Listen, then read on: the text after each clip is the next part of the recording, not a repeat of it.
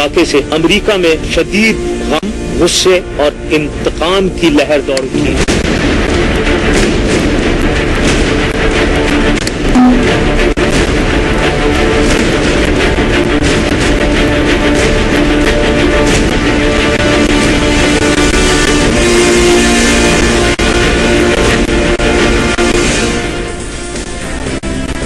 آج سے ٹھیک 11 سال پہلے دنیا کی تاریخ کی دہشت گردی کے سب سے بڑے واقعات امریکہ کے شہر نیو یارک اور واشنگٹن میں ہوئے تھے، جس میں 3,500 سے زائد لوگ ہلاک ہوئے تھے۔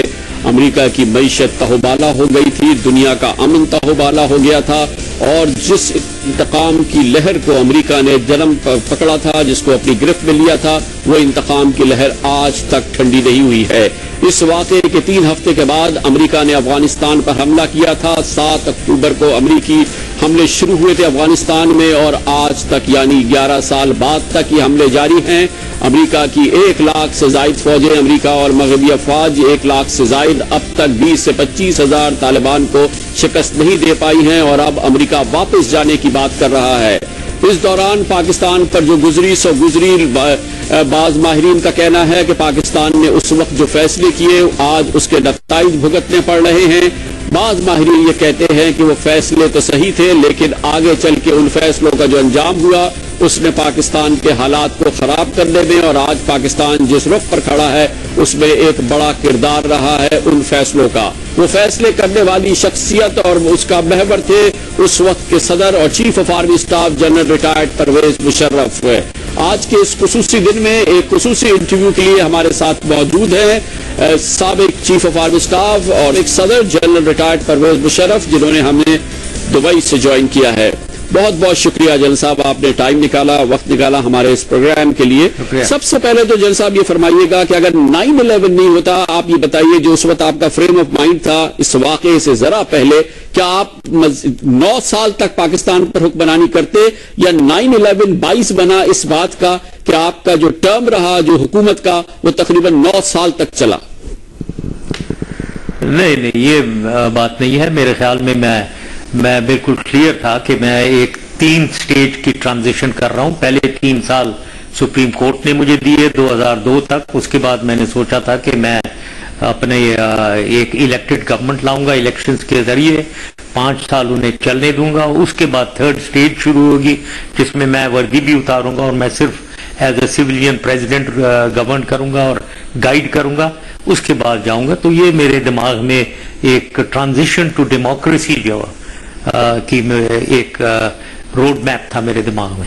اچھا جنرل صاحب، یہ جو اس 9/11 کے فوراً بعد آپ کو جنرل کولن پاول کا انٹرویو آیا، اس کے وقت پاکستان کے جو DGISI تھے وہ US میں تھے، وہاں ان کی US آفیشل سے بات ہوئی اور پاکستان کو کمیونیکیٹ کیا گیا یہ بات کہ یا آپ نے فیصلہ کرنا ہے کہ آپ ہمارے ساتھ ہیں یا آپ ہمارے دشمنوں کے ساتھ ہیں، اور اس کے ساتھ ہی آپ کو 7 مطالبات فراہم کر دیے گئے امریکن ایمبیسی اور فارن آفس کے تحت، اور جس کے حوالے سے آپ نے اپنی کتاب میں لکھا ہے کہ ہمارے پاس اس بات کی گنجائش نہیں تھی کہ ہم ان 7 سوالات پر مذاکرات کرتے، ہمارے پاس راستہ یہی تھا کہ ہم اپنے بہترین مفاد میں ان مطالبات کو تسلیم کریں اور دہشت گردی کی اس جنگ میں امریکہ کے ساتھ ہو جائیں۔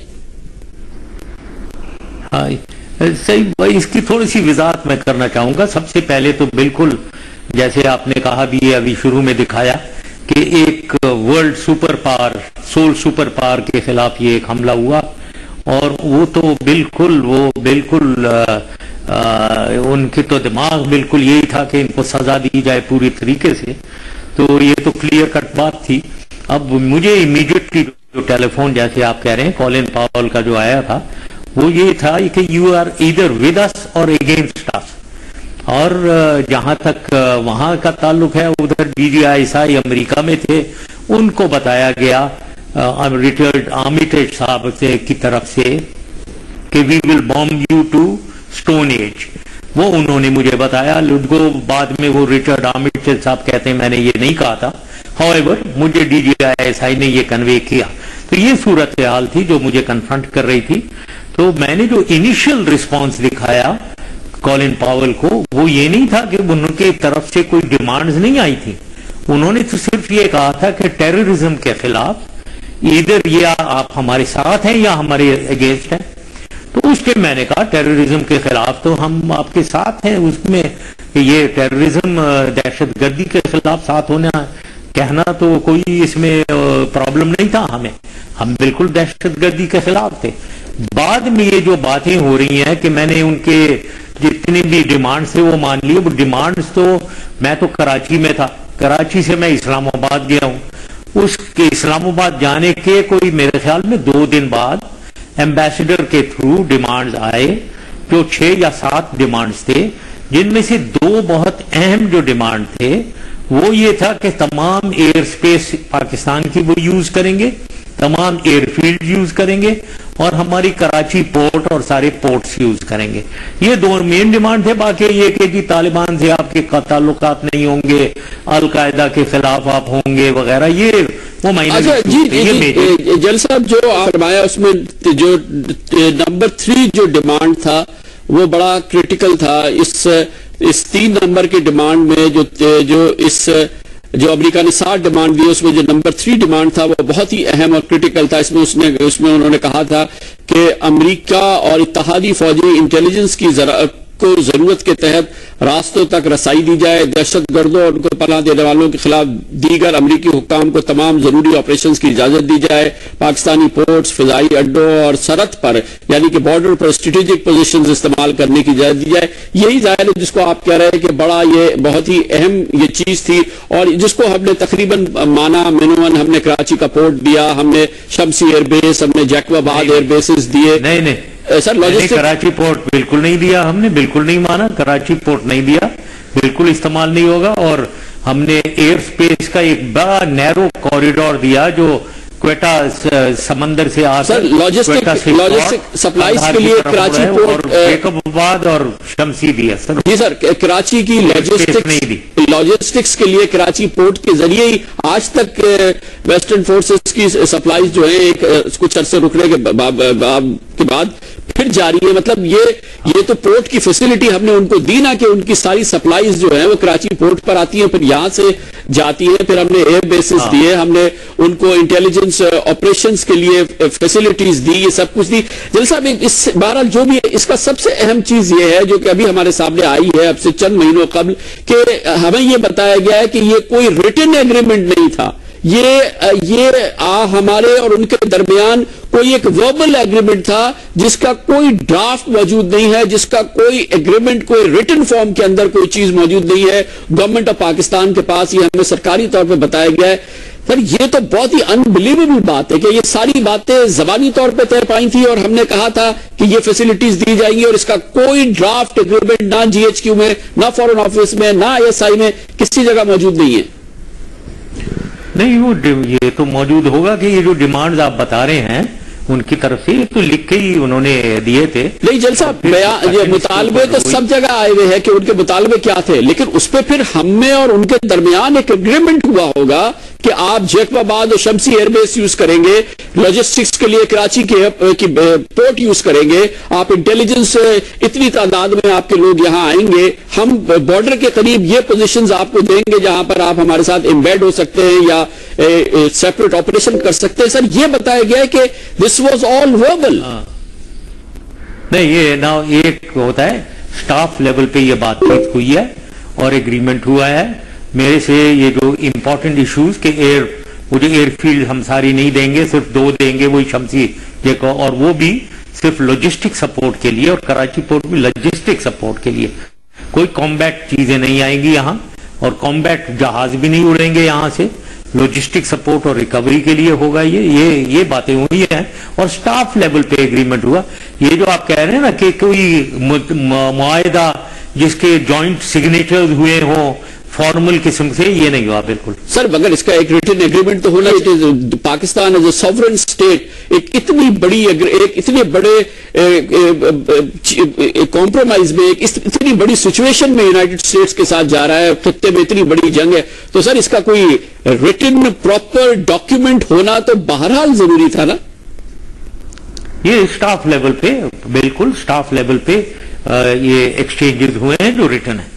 اچھا جل صاحب یہ فرمائیے گا کہ جب یہ جب مطالبات آ گئے اور جب یہ چاہے اسٹاف لیول پہ چاہے وداؤٹ اینی ڈاکیومنٹ یہ ہم نے فیصلہ کیا کہ یہ ہم فیسلٹیز ایکسٹینڈ کریں گے یو ایس کو، تو یہ آپ کو کمانڈرز کانفرنس بھی لے کے گئے تھے، وہاں پہ کیا اوور آل کیا کنسنسس تھا کہ ہمیں یہ دینا ہے؟ ہاں بالکل، یہ جو فیصلہ تھا اس کے اوپر کوئی ایک بھی ایسا نہیں تھا ویدر اٹ از کیبنٹ اور یا کور کمانڈر کانفرنس جس نے کہا ہو کہ نہیں کرنا چاہیے، ہم انہیں کنفرنٹ کرتے ہیں اور کچھ نہیں دیتے ہیں انہیں، ایک بھی ایسا شخص نہیں تھا جس نے یہ کہا ہو۔ جیل صاحب یہ جب یو ایس آپریشن ہوا، یو ایس بامبنگ شروع ہوئی افغانستان میں 7 اکتوبر، اس سے پہلے کریٹیکل چینجز میں آئی تھیں جس میں D G I S I general Mahmood Ahmed وغیرہ کو تبدیل کیا گیا تھا، نئے ڈی جی آئی ایس آئی آئے تھے، اور بھی کچھ کمانڈ لیولز پہ چینجز آئی تھی۔ ان کا تعلق اس بات سے تو نہیں تھا کہ ان لوگوں کی ریزرویشنز ہیں کہ جو ہم یو ایس کے ساتھ جس سچویشن میں جا رہے ہیں اس پہ کچھ جنرلز کے ریزرویشنز ہو؟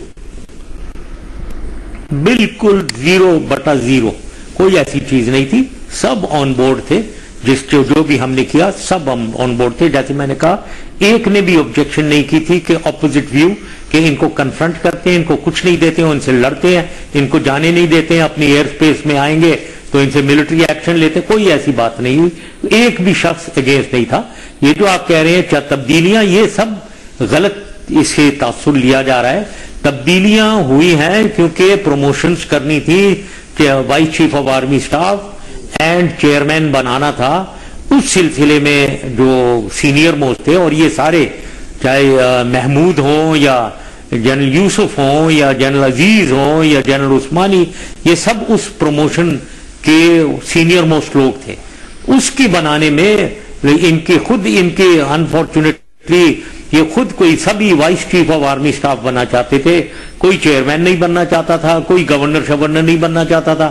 جب 4 لوگ ہیں، پوسٹ ہے چیئرمین کی اور ایک ہی پوسٹ ہے وائس چیف کی، اس میں ان کے اپنے کوئی تحفظات تھے، یہ نہیں سرو کرنا چاہتے تھے۔ عثمانی اور جنرل محمود خاص طور پہ انہوں نے کلیئرلی کہا کہ اگر آپ وائس چیف نہیں بناتے ہم سرو نہیں کریں گے، تو یہ میرے الیکشن میں یہ نہیں آتے تھے، اور کیونکہ انہوں کو میں نے کہا بھی کہ میں آپ چیئرمین بن سکتے ہیں، آپ کو کوئی پرابلی کوئی اور میں عہدہ دوں گا امپورٹنٹ، لیکن انہوں نے کہا نہیں وائس چیف کے علاوہ ہم بنیں گے ہی نہیں۔ اس سلسلے میں یہ گئے، کوئی ان کو نکالا نہیں گیا تھا، ورنہ میں تو چاہتا تھا کہ یہ سب۔ اچھا جلسہ